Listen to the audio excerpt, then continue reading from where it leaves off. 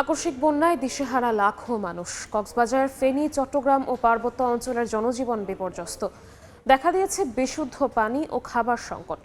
ঢাকা চট্টগ্রাম মহাসড়কের কিছু অংশ ডুবে আছে। 3 দিন ধরে তলিয়ে আছে সাতকানিয়া ও বাঁশখালী। বান্দরবানে বন্যা পরিস্থিতির কিছুটা উন্নতি হয়েছে, তবে এখনও পানিবন্দী লক্ষাধিক মানুষ। সাঙ্গু ও মাতামুহুরী নদীর পানি কিছুটা কমলেও এখনও বিপদসীমার উপর দিয়ে প্রবাহিত হচ্ছে। বিভিন্ন সড়ক পানিতে তলিয়ে থাকায় এখনও বিচ্ছিন্ন সারা দেশের সাথে সড়ক যোগাযোগ। পাহাড়ি ঢল ও টানা বৃষ্টিতে হবিগঞ্জের খোয়াই নদীর দুটি অংশে বাঁধ ভেঙে প্লাবিত হয়েছে অন্তত 35টি গ্রাম। এতে পানিবন্দী অন্তত 8,000 মানুষ। দুর্গত এলাকায় সেনাবাহিনী, বিজিবি, কোস্টগার্ড কাজ করছে। পাঠানো হয়েছে মেডিকেল টিম। বন্যা পরিস্থিতির খবর জানাতে কক্সবাজারের পেকুয়ায় আছেন রিপোর্টার বুলবুল রেজা, চট্টগ্রামের শফিকুল আলম এবং বান্দরবানে NA জাকির। শুরুতেই যাচ্ছি বুলবুলের কাছে। বুলবুল, গতকাল কিছুটা আশার আলো দেখেছিলেন কক্সবাজারের পেকুয়া, চকরিয়া এবং মাতামুহুরী, এই যে 3টি উপজেলা, এবং এই 3টি উপজেলা যারা পানিবন্দী হয়ে আছেন গত এক সপ্তাহ ধরে, তারা গতকাল কিছুটা আশার আলো দেখেছিলেন। কারণ গতকাল বৃষ্টি ছিল না, এবং বৃষ্টি না থাকার কারণে কিন্তু পানি নামতে শুরু করেছিল। কিন্তু গতকাল রাত থেকেই আবার বৃষ্টি শুরু হয়েছে, এবং সেই বৃষ্টি রাতে কিছুটা বিরতি দিয়ে আবার আজকে ভোর রাত থেকে কিন্তু শুরু হয়েছে এই ভারী বর্ষণ। এবং এই ভারী বর্ষণের ফলে এই মুহূর্তে আমি একটি উপসড়ক, অর্থাৎ এই মূল সড়ক থেকে বলিয়াপাড়া নামে একটি ইউনিয়ন রয়েছে, সেখানে যাওয়ার পথে একটি সড়ক, সেই সড়কটি ডুবে গেছে। এবং এলাকাবাসীর সঙ্গে কথা বলে আমরা যতটুকু জানতে পারছি যে গতকালও কিন্তু এই সড়কটি পানি ছিল না, কোনো পানি ছিল না। আজকের পরিস্থিতি সম্পূর্ণ ভিন্ন।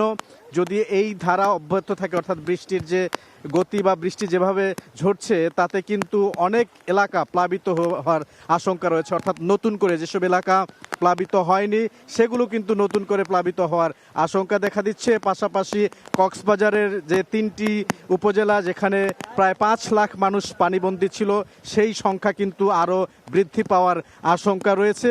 একটু আগেও আমি জেলা প্রশাসকের সঙ্গে কথা বলেছি, তিনি বলছেন যে গতকালকের পরিস্থিতি কিছুটা ভালো থাকলেও আজকে যে পরিস্থিতি, সেটি কিন্তু খারাপের দিকে যাচ্ছে। এবং এখন পর্যন্ত বৃষ্টি, অতি ভারী বৃষ্টি সেটি হচ্ছে, এবং এটি যদি চলতে থাকে তাহলে নতুন করে অন্য এলাকা প্লাবিত হওয়ার আশঙ্কা থাকবে, এবং বন্যা দুর্গত বা পানিবন্দী এলাকার যে মানুষ, তাদের সংখ্যা কিন্তু বৃদ্ধি পাবে। আমরা একটু চট্টগ্রামে যাব, সেখানে আমাদের সহকর্মী শফিকুল আলম রয়েছে, সবশেষ অবস্থা জানবো তার কাছে। আসলে এখনো পর্যন্ত সাতকানিয়ার কিছু কিছু এলাকায় কোমর এবং গলা সমান পানি। আমি এই মুহূর্তে সাতকানিয়া আছি, আপনারা দেখানোর চেষ্টা করি আসলে মানুষের কি দুর্ভোগ। সে গলা সমান পানিতে মানুষ আসছে, এবং পেছন থেকে একটু দেখানোর চেষ্টা করি। আসলে যারা আসছেন কোমর সমান মারিয়ে, অনেকে গলা সমান পানি মারিয়ে কিন্তু আসছেন। এখনো পর্যন্ত বিভিন্ন বাসা বাড়ি, ঘর বাড়ি, শিক্ষা প্রতিষ্ঠান এখনো পর্যন্ত তলিয়ে আছে পানির নিচে। পানি এখনো পর্যন্ত মূল সড়ক থেকে পানি নেমে গেলেও কিন্তু অধিকাংশ সড়কে কিন্তু এখনো ঘর বাড়িতে এখনো কিন্তু পানি রয়ে গেছে। তারা নানা দুর্ভোগে পোহাতে হচ্ছে। যদিও সেনাবাহিনীর পক্ষ থেকে বিভিন্ন ত্রাণ সহায়তা দেওয়া হচ্ছে, সাংসদদের পক্ষ থেকে ত্রাণ সহায়তা দেওয়া হচ্ছে, এবং তাদেরকে উদ্ধার তৎপরতা চালানো হচ্ছে। এখন পুরোপুরি ঝুঁকিমুক্ত না। গতকাল কিন্তু আরো বেশি পানি ছিল চট্টগ্রামের এই সাতকানিয়ায়।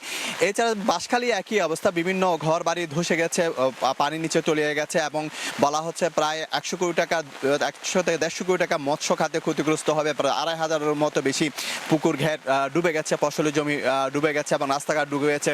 চট্টগ্রাম কক্সবাজার মহাসড়কে পানি উঠে গেছে কিছু কিছু এলাকায়, এবং পাহাড় থেকে নেমে আসা যে ঢল, বান্দরবন থেকে সেই নেমে আসা যে ঢল, সেগুলো এখন কিন্তু বিভিন্ন গ্রাম অঞ্চলে, এবং গ্রামের মানুষ, আমরা সকাল থেকে দেখেছিলাম গ্রামের মানুষ বিভিন্ন নৌকা নিয়ে কিন্তু, ডিঙ্গি নৌকা, বড় নৌকা নিয়ে কিন্তু তারা চলাচল করছে। একমাত্র বলা যায় এই যে দক্ষিণ চট্টগ্রামের সাতকানিয়া, বাঁশখালী সহ যে 4টি উপজেলার মধ্যে সবচেয়ে বেশি ক্ষতিগ্রস্ত, এখন বেশি পানির নিচে বলা যায় বাঁশখালী এবং এই যে সাতকানিয়া। এবং এখানে বিএনপির নেতা কর্মীরা আসছেন, এবং আমরা শুনেছি এনসিপির নেতা নাহিদ ইসলামও কিন্তু বাঁশখালীতে আসবেন কিছুক্ষণ পর, এবং যুবদলের সভাপতিও আসার কথা রয়েছে বাঁশখালী এবং সাতকানিয়ায়। ইতিমধ্যে কিন্তু জামায়াতের আমির এসেছেন, এবং বিএনপির নেতা কর্মীরা, এমপিরা কিন্তু বিভিন্ন ত্রাণ সহায়তা কিন্তু বিভিন্ন জায়গায় দেন। তো এই ছিল আমার কাছে সর্বশেষ তথ্য। যেখান থেকে আসলে পানি নেমে আসছে বান্দরবান, সেখানে রয়েছে আমাদের প্রতিনিধি MA জাকির। বান্দরবানের বন্যা পরিস্থিতি কিছুটা উন্নতি হয়েছে বলা চলে। গতকাল যে নতুন এলাকাগুলি প্লাবিত হয়েছিল সেই নতুন এলাকা থেকে পানিগুলি সরে গিয়েছে, বিশেষ করে ফায়ার সার্ভিস এলাকা, মেম্বারপাড়া এলাকা, বাস স্টেশন এলাকা এবং বালাঘাটা সড়ক থেকেও কিন্তু পানি কিছুটা নেমে গেছে। তবে সাঙ্গু মাতামুহুরী নদীর পানি এখনো বিপদসীমার উপর দিয়ে প্রবাহিত হচ্ছে। এই কারণে এখনো কিন্তু তলিয়ে রয়েছে জেলার বেশ কিছু নিম্নাঞ্চল, বিশেষ করে আর্মিপাড়া, ওয়াবদা ব্রিজ, শেরেবাংলা, ইসলামপুর সহ লামা আলীকদম, নাইক্ষ্যংছড়ি উপজেলার বেশ কিছু নিম্নাঞ্চলের মানুষ এখনো পানিবন্দী হয়ে আছে। বলতে গেলে প্রায় জেলার লক্ষাধিক মানুষ কিন্তু এখনো পানিবন্দী অবস্থায় রয়েছে। এছাড়াও বিভিন্ন সড়ক কিন্তু এখনো পানিতে তলিয়ে থাকায় সারা দেশের সাথে সড়ক যোগাযোগ বিচ্ছিন্ন রয়েছে এবং রুমা থানচি যে অভ্যন্তরীণ সড়কগুলি রয়েছে বিভিন্ন জায়গায় ব্রিজ কালভার্ট ভেঙে যাওয়ায়, মাটি ধসে যাওয়ায় কিন্তু অভ্যন্তরীণ যোগাযোগ ব্যবস্থাও কিন্তু এখনো ব্যাহত হয়েছে। তো যেটি বলা চলে, আশ্রয় কেন্দ্রে 220টি আশ্রয় কেন্দ্র রয়েছে, সেই আশ্রয় কেন্দ্রে 5,000-এর বেশি মানুষ এই মুহূর্তে অবস্থান করছে। তাদেরকে শুকনো খাবার, ত্রাণ প্রদান করা হলেও সবচেয়ে বেশি দুর্ভোগে রয়েছে পানিবন্দী মানুষ। কারণ গত 3 থেকে 4 দিন মানুষ পানিবন্দী হয়ে রয়েছে বিভিন্ন এলাকায়, সেখানে তাদের কাছে কিন্তু ত্রাণ পৌঁছানো সম্ভব হচ্ছে না। তাদের বাসা বাড়িতে যে শুকনো খাবার বা যে শুকনো জিনিসপত্র রয়েছে সেগুলোও কিন্তু এখন শেষের পথে। আমাদেরকে অনেকেই অভিযোগ করেছেন তারা বাড়িঘর থেকে বের হতে পারছে না, এজন্য তাদের কাছে শুকনো খাবারের সংকট দেখা দিয়েছে। তো আবারও বৃষ্টিপাত কিন্তু এখনো আবারও থেমে থেমে হচ্ছে। বৃষ্টিপাত যদি অব্যাহত থাকে তাহলে বন্যা পরিস্থিতি কিন্তু আবারও বন্যার পানি বাড়তে পারে। তো এই ছিল আমার কাছে বান্দরবানের বন্যা নিয়ে সবশেষ খবর। বন্যা পরিস্থিতির সর্বশেষ খবর জানাতে আমাদের সাথে বান্দরবান থেকে যুক্ত হয়েছিলেন সহকর্মী NA জাকির, এবং এর আগে চট্টগ্রাম এবং কক্সবাজার থেকে যুক্ত হয়েছিলেন সহকর্মী শফিকুল আলম এবং বুলবুল রেজা।